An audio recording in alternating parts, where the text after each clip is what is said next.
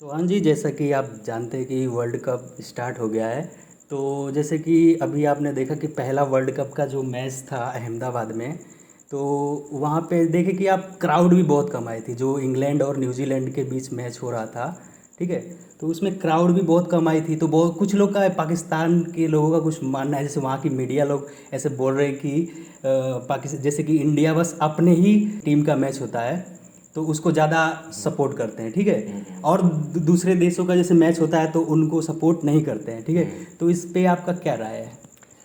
देखिए, जो मैच कल जो आगाज़ हुआ है वर्ल्ड कप का परसों, तो एक तो ये चीज़ नोटिस करनी पड़ेगी कि यार देखो, आईसीसी ने ये जो स्केड्यूल है इसमें बहुत ज़्यादा एक तो बदलाव किए। दूसरी चीज़ ये देखेंगे कि उस दिन गर्मी बहुत ज़्यादा थी, तो जो मैच में टर्न आउट हुआ है लोगों का, उस स्टार्टिंग में बहुत अच्छा नहीं हुआ जितनी एक्सपेक्टेशंस थी। लेकिन बाद में जिस तरीके से शाम ढलती गई है और शाम होती गई है, मौसम अच्छा हुआ है तो लोग पहुँचे हैं। क्योंकि एक तो नॉन वर्किंग डे था, दूसरी चीज़ क्या, नॉन नॉन वर्किंग डे पे लोग थोड़े बिजी होते हैं और शाम को लोग पहुँचे। तो ऐसा नहीं है कि लोग स्टेडियम में गए नहीं।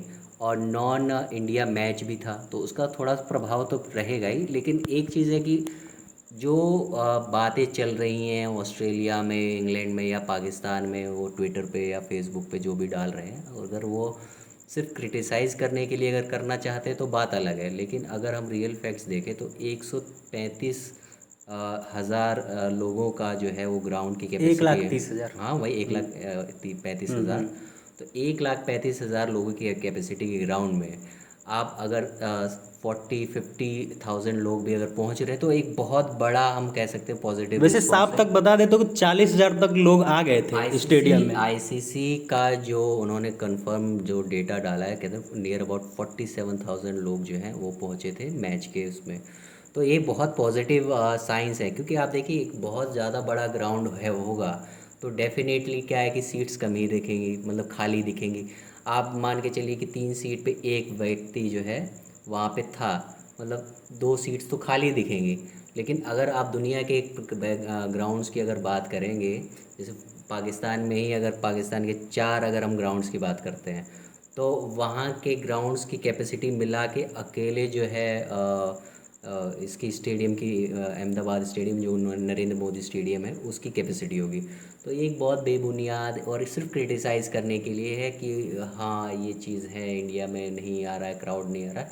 47,000 क्राउड जो है पहले मैच के लिए बहुत ज़्यादा क्राउड था। और ऐसी कोई बात नहीं है, इंडिया भी जिस तरीके से, क्योंकि अब आप पहले देखिए, एक तो इंडिया जो ये होस्ट हुआ है तो स्टार्टिंग में भी बड़ी दिक्कतें हुई। एक तो बहुत ज़्यादा बार जो है स्केड्यूल को चेंज किया गया। तो इस हिसाब से लोगों को, जो विदेशी जो लोग हैं वो अपना प्लान नहीं कर पाए मैचेस देखने के लिए, उस तरीके से आ नहीं पाए।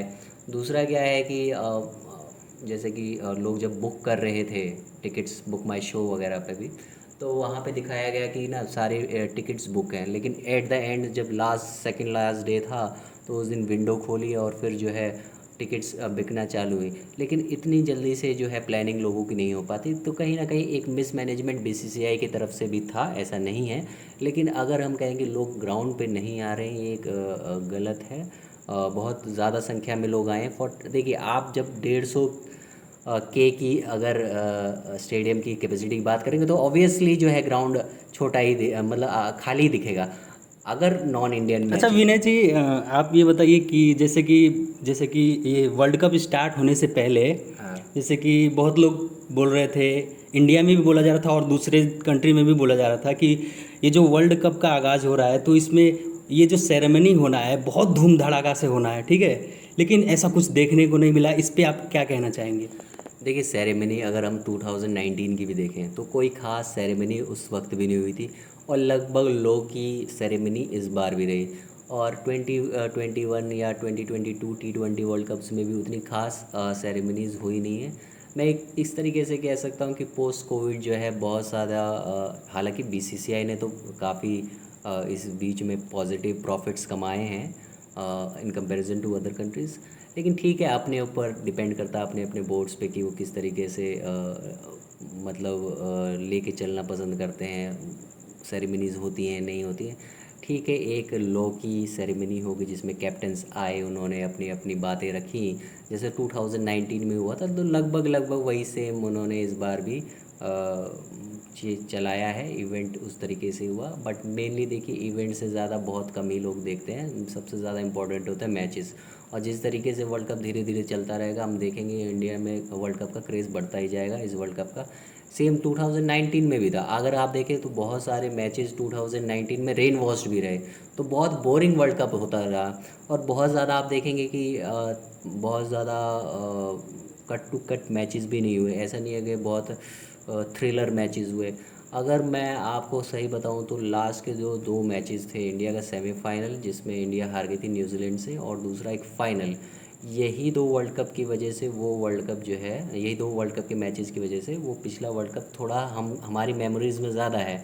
नहीं तो आप देखिए कि पिछला वाला भी बहुत ज़्यादा कोई ख़ास इंटरेस्ट नहीं हो रहा था, बहुत नीरस मैचेस हो रहे थे। लेकिन क्या है कि हम लोग जो है जब प्रेजेंट में रहते हैं तो चीज़ों को पुरानी भूल जाते हैं, तो इसलिए हमको लग रहा है कि इस बार सब बुरा हो रहा है, लेकिन ऐसा नहीं है। अभी धीरे धीरे जिस तरीके से मैचेस बढ़ते रहेंगे अभी और जैसा कि थ्रिलर्स आएंगे और अच्छे मैचेस हमको देखने को मिलेंगे। और हाँ, पहला आप देखिए इंडिया और पाकिस्तान के ही मैचेस हैं, तो ये चीज़ है। और दूसरी चीज़ है कि इस बार जो टीम्स है ना वो काफ़ी मतलब कॉम्पिटिटिव हैं। पिछली बार अगर आप देखें तो बहुत इजीली हर कोई कह दे रहा था कि चार ये टीम्स होंगी जो सेमीफाइनलिस्ट होंगी, जिसमें से इंडिया, ऑस्ट्रेलिया, न्यूजीलैंड और इंग्लैंड। तो ये चार हर कोई इजीली प्रेडिक्ट कर रहा था, लेकिन इस बार ये प्रेडिक्शन करना मुश्किल है, क्योंकि ये चार टीम्स तो हैं ही।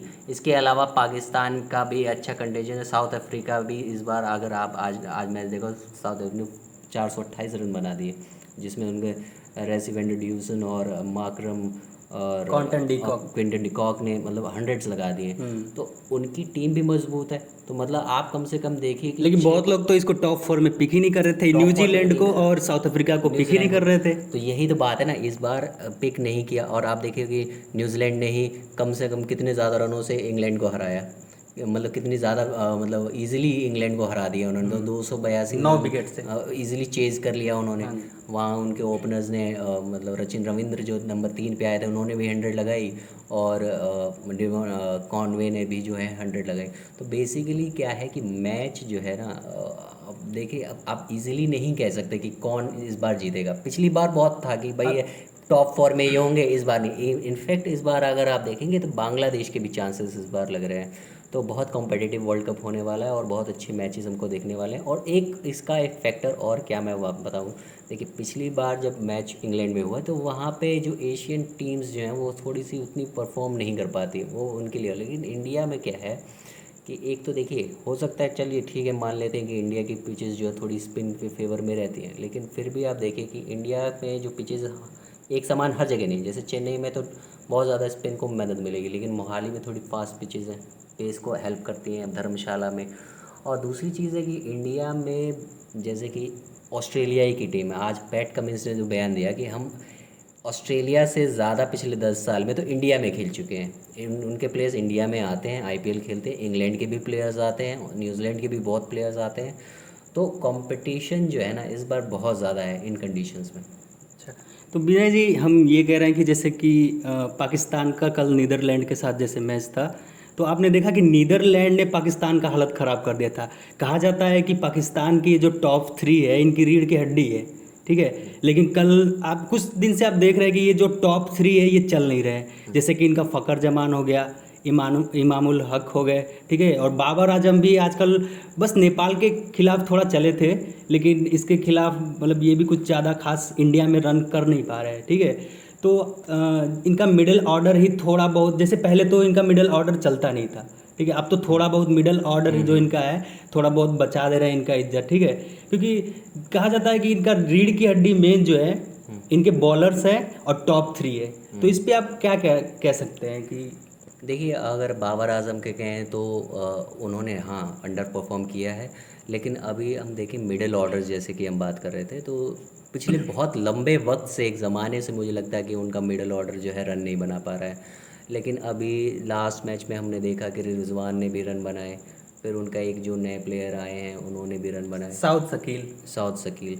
तो और लोअर ऑर्डर में भी अगर अगर हम देखेंगे जो पुछल्लड़ बल्लेबाजों की जो हम बात करते हैं, जिसमें कि शाहीन शाह अफरीदी हैं, तो उन्होंने भी एक दो चार हिट तो लगाई दी और नॉट आउट भी गए थे वो 13 रन पे। और हारिस रऊफ जो उनके 11वें नंबर के बल्लेबाज हैं, उन्होंने भी दो चार हिट लगा ली।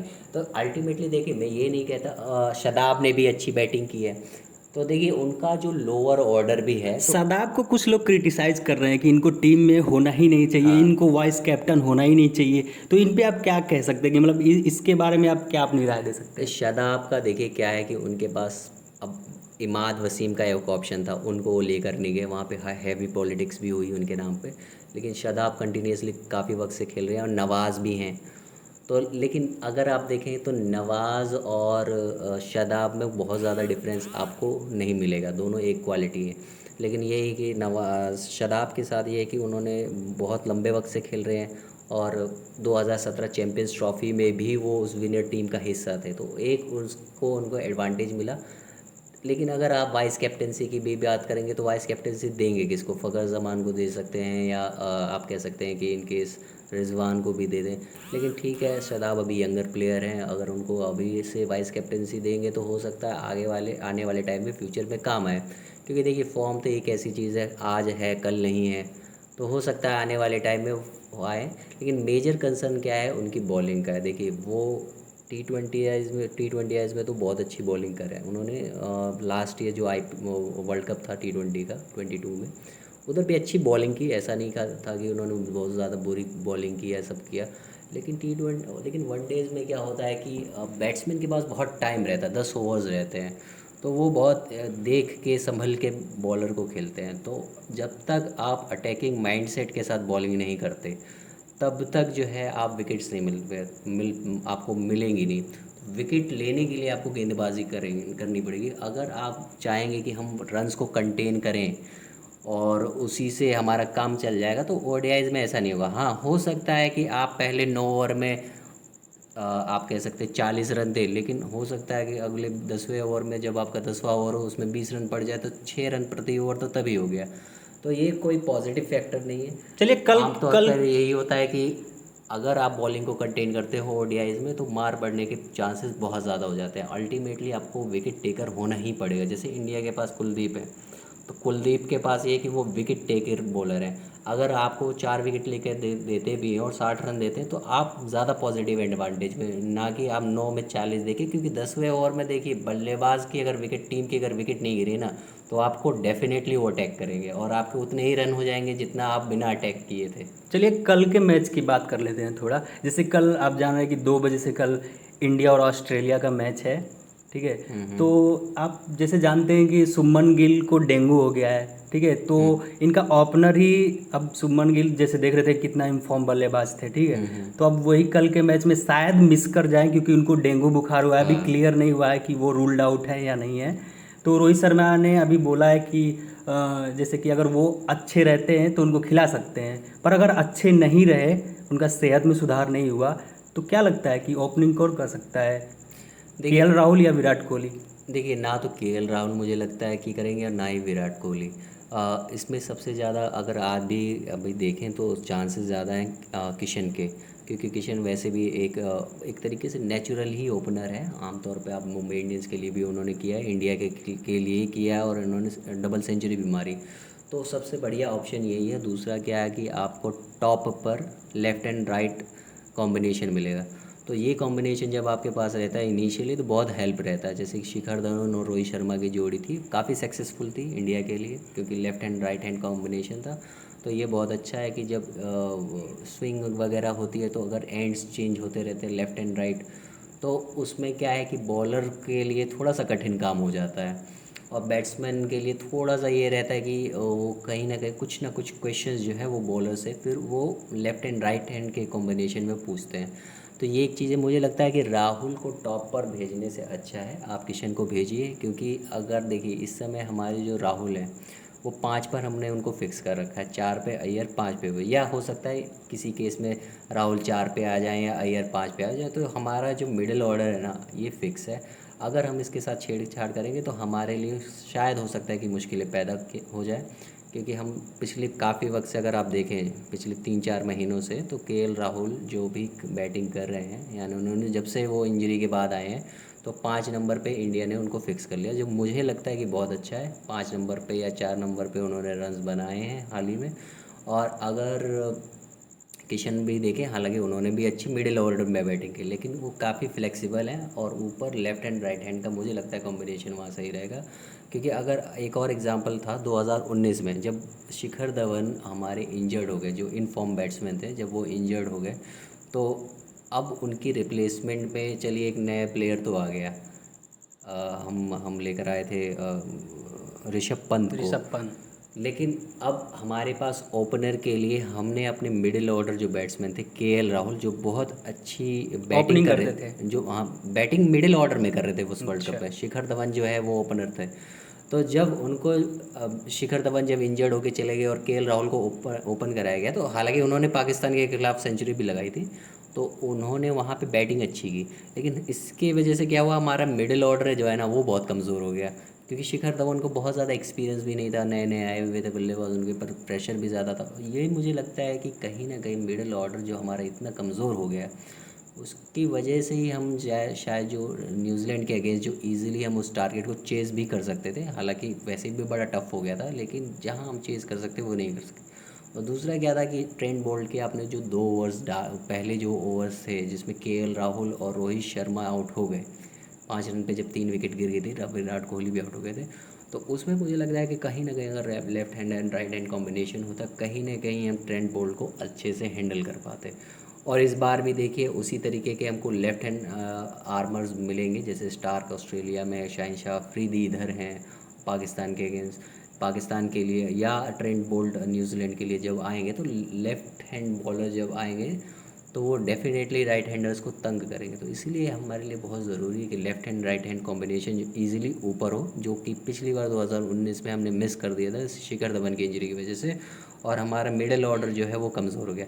लेकिन इस बार ये अच्छी बात है कि हमारे, चलिए ठीक है, शुभमन गिल इंजर्ड है, लेकिन लाइक टू लाइक रिप्लेसमेंट हमारे पास। पिछली बार हमारे पास वो चीज़ नहीं थी, लेकिन इस बार क्या है कि हम ज़्यादा प्रिपेयर्ड हैं, हमारे पास हर एक बैटिंग लाइनअप के लिए एक ना एक हमारे पास रिप्लेसमेंट है। तो अगर इस समय अगर वो डेंगू से पीड़ित है और नहीं खेल पाएंगे मैच, तो हमारे पास किशन जैसा एक फ्लेक्सिबल बैट्समैन है, जो कि मिडिल ऑर्डर में भी अगर कोई बैट्समैन नहीं है तो उधर भी जगह ले सकते हैं, और अगर अपर ऑर्डर में भी नहीं है कोई बैट्समैन अगर नहीं है तो उसकी भी जगह ले सकते हैं। तो इंडिया के लिए बहुत अच्छी है कि इनके पास बैकअप्स अच्छे हैं। अच्छा, कल की मैच की बात कर लेते हैं। अगर मान लीजिए कि रोहित शर्मा टॉस जीत जाते हैं, ठीक है, तो वहाँ की मैच चेन्नई का ग्राउंड है, तो वहाँ के ग्राउंड पे क्या लगता है कि टॉस जीत के पहले बल्लेबाजी करना चाहेंगे या गेंदबाजी करना चाहेंगे? देखिए चेन्नई का वैसे जो ग्राउंड है वो ज़्यादा स्पिन के कारगर होता है, और ज़्यादा अगर स्पिन हो रही हो तो आमतौर पे पहले क्या होता था कि बैट्समैन जो कैप्टन होते तो बैटिंग फर्स्ट लेते थे। लेकिन अब क्या होता है कि नॉर्मली जितने भी मैचेस होते हैं वो डे नाइट होते हैं। डे नाइट में जिस तरीके से जब रात होती है और हम जो फ्लड लाइट्स होती है उसके अंडर में जो है बैटिंग करना थोड़ा सा कंपैरेटिवली आसान हो जाता है, थोड़ा ड्यू फैक्टर भी हो जाता है। तो मुझे लग, और दूसरा एक चीज़ क्या है कि अभी आप चेन्नई में देखिए बारिश हो रही है, तो कहीं ना कहीं अगर वो बारिश कंटिन्यू रहा, ये सब चीज़ें रहीं, तो हो सकता है डकवर्थ लुइस जो है वो भी एक्शन में आए। तो आमतौर पे ये माना जाता है कि जब डकवर्थ लुइस जैसे सिचुएशंस हैं, तो एक कैप्टन को चाहिए कि वो बैटिंग सेकंड ले, कि उसको ज़्यादा डिसएडवांटेज ना हो, क्योंकि आप इनिशियली नहीं जानते कि कितना स्कोर आपको रहेगा। लेकिन कहीं ना कहीं जब आपको स्कोर पता है और डकवर्थ लुइस एक्शन में है, आपको लग सकता है कि यार डकवर्थ लुइस आएगा, तो यही है कि आप ज़्यादातर कैप्टन्स जो हैं वो सेकंड इनिंग्स में ही करेंगे। आमतौर पे आप देखिए कि जो चेन्नई है, या अब दो है, जैसे डकवर्थ लुइस हो गया, या आप देखिए फ्लड लाइट्स में बैटिंग इजी है, तो मुझे लगता है कि इंडिया को सेकंड लेना चाहिए बैटिंग। बाकी वर्ल्ड कप के मैचेस हैं तो प्रेशर भी ज़्यादा रहता है। अच्छा, बॉल क्या लगता है कि इंडिया अपनी प्लेइंग 11 क्या खिलाना चाहेगी? प्लेइंग 11 तो देखिए इंडिया की सबसे अच्छी बात बताऊँ, पिछले कई सालों में इंडिया को अब सबसे एक तो देखता था मैं, इंडिया अपनी टीम बहुत लेट अनाउंस करती थी, लेकिन इस बार क्या है कि इंडिया ने उतना टाइम नहीं लिया। अपने उनको टॉप 15 पता थी कि हमें ये 15 खिलाड़ी लेने, उन्होंने लिए। एक दो चेंजेस इधर उधर माइनर, जैसे कि अक्षर को इंजरी की वजह से उनको चेंज करना पड़ा और अश्विन को लेकर आए। तो आमतौर पे अगर आप देखें तो मुझे लगता है कि जो ऑस्ट्रेलिया के खिलाफ हमारी टीम्स थी, जैसे अब मान लीजिए शुभमन नहीं है तो ईशान हो जाएंगे, रोहित तो हैं, विराट है, फिर श्रेयस कंफर्म मुझे लगता है कि वो खेलेंगे, और हार्दिक पांड्या की जो है वापसी होगी क्योंकि उनको रेस्ट दिया गया तो हमारे मेन प्लेयर्स में, और केएल राहुल हमारे मुझे लगता है कि विकेट कीपर होंगे, अगर इन केस ईशन नहीं है तो वो होंगे। और इसके क्या इसमें अलावा अश्विन को चांस मिल सकता है? अश्विन को देखिए, यही एक क्वेश्चन मार्क है कि अश्विन को चांस मिलेगा कि नहीं मिलेगा। और क्योंकि वहाँ क्योंकि स्पिन, हाँ क्योंकि देखिए अश्विन को एक तो चेन्नई की कंडीशंस है, दूसरा क्या है चेन्नई की अश्विन है, उनको उन कंडीशंस के बारे में बहुत ज़्यादा नॉलेज है। और क्योंकि इंडिया, रोहित शर्मा ने भी काफ़ी हिंट्स दिए हैं स्टार्टिंग में, जब ऑस्ट्रेलिया के ख़िलाफ़ जब उनका सिलेक्शन हुआ तो उससे लग रहा था कि उनका सिलेक्शन इंडियन टीम में भी होगा, जो हुआ भी। उन्होंने मतलब 2019 का वर्ल्ड कप तो नहीं खेला था, लेकिन अब उनकी वापसी हुई है। पिछले 6 साल में उन्होंने वर्ल्ड कप ओडीआई मैचेस ही नहीं खेले थे, तो उनकी वापसी हुई है और मुझे लगता है कि उनको चांस मिलेगा। और क्योंकि देखिए ऐसा नहीं, हमारे को कुलदीप को भी एक बार तो देखना चाहिए क्योंकि एक्स फैक्टर है वो, और वो हमें विकेट्स निकाल के दे सकते हैं। ऑस्ट्रेलिया के ख़िलाफ़ उन्होंने हमेशा बॉलिंग भी अच्छी की, एक अगर आपको याद होगा उन्होंने 2017 के राउंड में एक ऑस्ट्रेलिया के खिलाफ हैट्रिक भी ली थी इंडिया में। वहीं अश्विन का अगर रिकॉर्ड देखें तो जो मिडिल ऑर्डर में जो मिडिल ओवर्स होते हैं तो उसमें आमतौर पे हम देखते हैं कि मैक्सवेल जैसे बल्लेबाज आते हैं जो उनको खेलते हैं, और मैक्सवेल ने बहुत अच्छा टैकल किया है अश्विन को।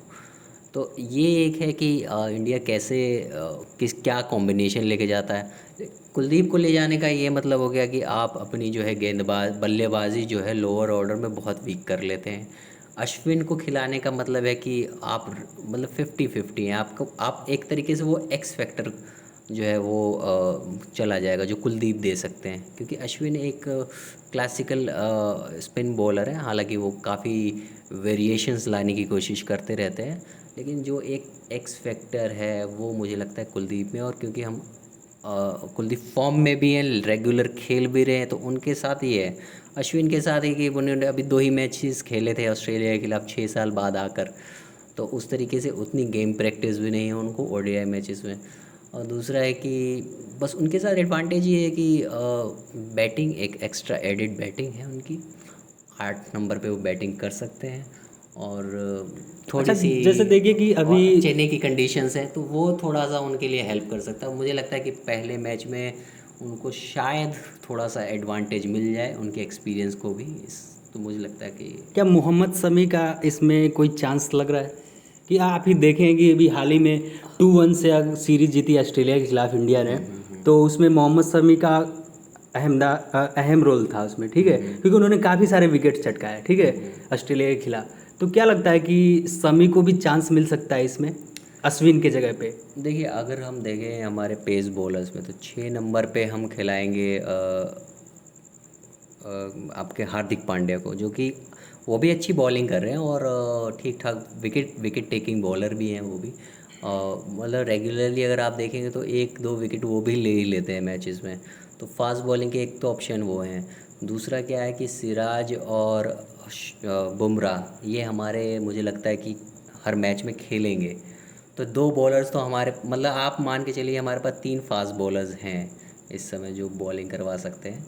और रही बात कि हम एक एक्स्ट्रा स्पिन बॉलर को लेके चलें या 3 स्पिनर्स हों जिसमें जडेजा, कुलदीप और अश्विन है, या हम एक एक्स्ट्रा शामी को लेके जा सकते हैं।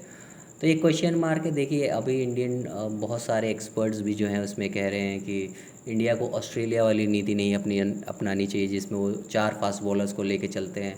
इंडिया को चाहिए कि अपने हिसाब से अपनी कंडीशंस को परखते हुए अपने गेंदबाजों को रोटेट करें, क्योंकि देखिए एक मैच तो है नहीं वर्ल्ड कप, करीब आप कम से कम प्रीलिमिनरी मैचेस भी देख खेलेंगे तो 9 मैचेस खेलेंगे, इंक्लूडिंग आप एक सेमीफाइनल और एक फाइनल अगर आप टारगेट कर रहे हैं तो टोटल 11 मैचेस है। तो आपको ये भी चाहिए कि आप अपने बॉलर्स को फ्रेश रखें, रोटेशन करते रहें।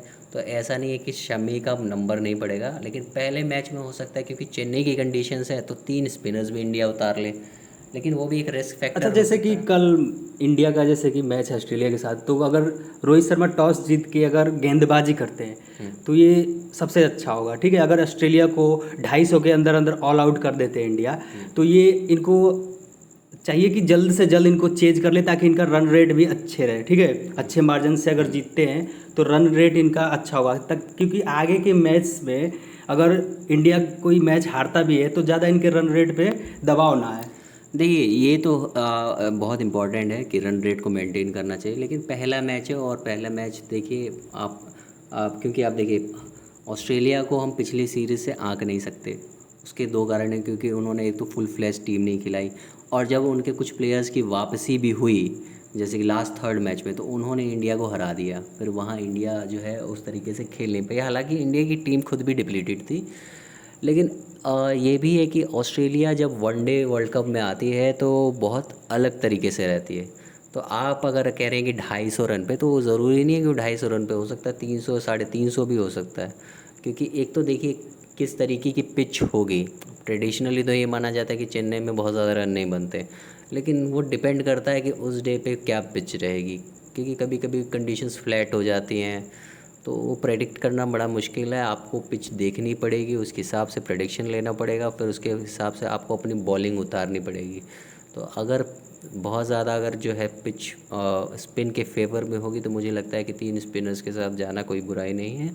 आपके पास एक्स्ट्रा 3 पेसर्स हैं, तो 6 बॉलिंग ऑप्शंस आपके पास ऑलरेडी हैं, तो काफ़ी है वो ऑप्शंस। क्योंकि चलिए, समय ज़्यादा हो रहा है तो जल्द से एक लास्ट क्वेश्चन पूछ लेते हैं आपसे कि ऑस्ट्रेलिया अपना प्लेइंग 11 क्या खिलाएगा, और कल का मैच क्या लगता है आपको कि इंडिया जीतेगी या ऑस्ट्रेलिया जीतेगी? देखिए ये कहना तो मुश्किल है कि इंडिया जीतेगी या ऑस्ट्रेलिया जीतेगी, क्योंकि दोनों है बहुत अच्छी टीम्स हैं। फिर भी आपको और क्या लगता है? देखिए मुझे तो ये लगता है कि इंडिया को ही जीतना चाहिए, क्योंकि उसकी एक वजह मैं बता देता हूँ। क्योंकि इंडिया के जो बैट्समैन हैं, आप देखिए कि भले ही आज के ज़माने में बैटिंग करना आसान हो गया है, लगभग प्लेयर्स की एवरेजेस जो है 40+ हो रही है, लेकिन फिर भी अगर आप देखें रोहित शर्मा है, उनको इंडियन कंडीशंस में बैटिंग करने में बहुत मज़ा आता है। उनके रिकॉर्ड्स बहुत अच्छे हैं, विराट कोहली के रिकॉर्ड्स बहुत अच्छे हैं इंडियन कंडीशंस में। शुभमन गिल जो है, उन्होंने अभी मतलब बाहर हमने देखा उतनी खास परफॉर्मेंसेस तो नहीं दे पाए, लेकिन इंडिया में उनका बहुत अच्छा परफॉर्मेंस। केएल राहुल अच्छी परफॉर्मेंस देते हैं। तो इंडियन जो बैटर्स हैं उनके लिए कंडीशंस बहुत अच्छी हैं, उनके फेवर में ज़्यादा है। लेकिन हम ये अगर कह दें कि ऑस्ट्रेलिया को हम इसमें काउंट ना करें, क्योंकि आप देखिए मैक्सवेल ने बहुत ज़्यादा क्रिकेट खेली इंडिया में, ये स्टीव स्मिथ ने बहुत अच्छी क्रिकेट खेली है, और इंडिया के अगेंस्ट तो हमेशा रन बनाते हैं। डेविड वार्नर तो हमेशा उनका इंडिया में मतलब लगता है उनकी सेकंड फेवरेट जो कंडीशंस है वो इंडिया की हैं। आते हैं ओडीआईज़ में हमेशा रन बनाए हैं उन्होंने, T20 में हमेशा रन बनाए हैं, तो इन कंडीशंस के लिए वो वाकिफ़ है। अगर मतलब आप मान के चलिए सेकंड होम ग्राउंड है इंडिया ऑस्ट्रेलियंस के लिए, तो बहुत कांटे का मुकाबला होने वाला है। लेकिन मैं तो यही चाहूँगा इंडिया मैच जीते। ऑस्ट्रेलिया के प्लेइंग 11 हम लगभग यही होगा। अब बॉलिंग में तो हो सकता है वो हेज़लवुड, स्टार्क और कमिंस के साथ ही जाएं, और एडम जैम्पा उनके स्पिन बॉलर होंगे। मैक्सवेल उनको हेल्प करेंगे, स्टॉइनिस हो सकते हैं उनके एक अनदर प्लेयर, और ऊपर से मिचेल मार्श जो है काफ़ी अच्छी फॉर्म में है, तो उनके पास बहुत एक अच्छी ऑलराउंड टीम है। डेविड वार्नर भी फॉर्म में आ चुके हैं, लबुशेन और उन्होंने लबुशेन ने तो रन भी बनाए इस साल, बहुत अच्छे रन बना रहे हों। और स्टीव स्मिथ हालांकि इस समय फॉर्म में नहीं है, लेकिन उनको फॉर्म में आने में टाइम नहीं लगता, बहुत बड़े मैचेस के खिलाड़ी हों। तो ऑब्वियसली बहुत एक कांटे का मैच होने वाला है, और हम ये नहीं कह सकते कि कौन कहाँ पे। अगर मुझे परसेंटेज वाइज भी देना हो प्रेडिक्शन, तो मैं यही कहूँगा कि इंडिया 51 और 49 ऑस्ट्रेलिया, बहुत ज़्यादा अंतर नहीं है इसमें। अच्छा जी। चलिए, एक और लास्ट क्वेश्चन कर लेते हैं ना कि क्या लगता है आपको कि इंडिया का कौन सा बैट्समैन ज़्यादा कल रन बनाएगा, और ऑस्ट्रेलिया का कौन सा बैट्समैन कल ज़्यादा रन बनाएगा, और कौन सा इंडिया का बॉलर जो है ज़्यादा विकेट ले सकता है, और कौन सा ऑस्ट्रेलिया का जो बॉलर है ज़्यादा विकेट ले सकता है इन कंडीशन में? देखिए मुझे लगता है कि इंडिया में अगर स्पिन के लिए स्पिन के फेवर में है, तो मुझे लगता है कि कुलदीप जो है, और खेलेंगे तो, क्योंकि ये भी सर्टेन नहीं कि खेलेंगे नहीं, अगर खेलते हैं तो मुझे लगता है कुलदीप ज़्यादा विकेट ले सकते हैं। चेन्नई की कंडीशंस में मुझे लगता है कि रोहित ने पिछले कुछ समय में ज़्यादा अच्छी बैटिंग की है, मतलब इन कंडीशन में एक शतक भी उन्होंने लगाया था। अगर आपको इंग्लैंड के खिलाफ, वो बहुत स्पिन के लिए फेवर में थी, लेकिन वहाँ उन्होंने शतक लगाया था। मुझे लगता है रोहित शर्मा पे हम कर सकते हैं भरोसा, और क्योंकि उनका ऑस्ट्रेलिया के खिलाफ रिकॉर्ड भी अच्छा है और पिछले वर्ल्ड कप में उन्होंने 5 शतक भी लगाए थे। मुझे लगता है मैं रोहित और कुलदीप के साथ जाना चाहूँगा इंडिया में। वहीं ऑस्ट्रेलिया के कंटेक्स में बात करता हूँ तो मुझे लगता है कि कहीं ना कहीं स्टीव स्मिथ जो है वो कर सकते हैं ऑस्ट्रेलिया के लिए। और बॉलिंग में इन केस मुझे लगता है जैम्पा या स्टार्क में कोई हो सकता है। स्टार्क का हालांकि रिकॉर्ड अच्छा नहीं है इंडिया के खिलाफ, तो मैं जैम्पा के साथ ज़्यादा जाना चाहूँगा, जैम्पा और स्टीव स्मिथ।